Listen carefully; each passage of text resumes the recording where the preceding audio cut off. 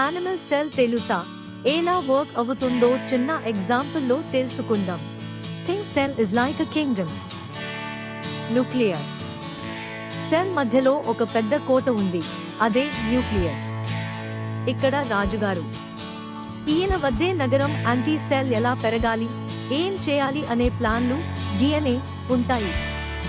ఈయనే మొత్తం నగరాన్ని కంట్రోల్ చేస్తారు. మైటోకాండ్రియా. నగరానికి కావలసిన ఎనర్జీ అందించేది మైటోకాండ్రియా. ఇవి బీన్ ఆకారంలో ఉండి మనం తినే ఆహారాన్ని గ్లూకోజ్ గా మారుస్తాయి. అందుకే వీటిని పవర్ హౌస్ అంటారు. రైబోజోమ్స్. నగరంలో అక్కడక్కడ చిన్న చిన్న రైబోజోమ్స్ ఉంటాయి.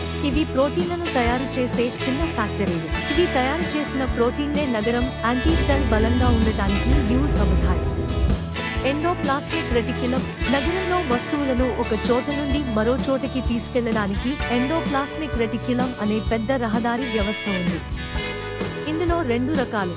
ప్రోటీన్లను తయారు చేయడంలో సాయపడే రఫ్ ఎండోప్లాస్మిక్ రెటిక్యులం మరియు కొవ్వులను, లిపిడ్స్.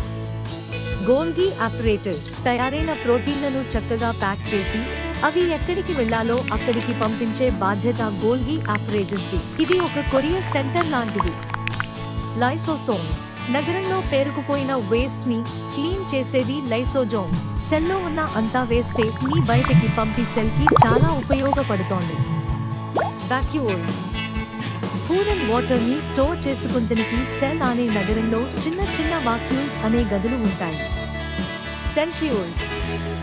ఎప్పుడైనా ఈ సెల్ 2గా డివైడ్ అయ్యి కొత్త సెల్ ఏర్పరచాలి అనుకున్నప్పుడు ఈ సెంట్రియోల్స్ రంగంలోకి దిగుతాయి.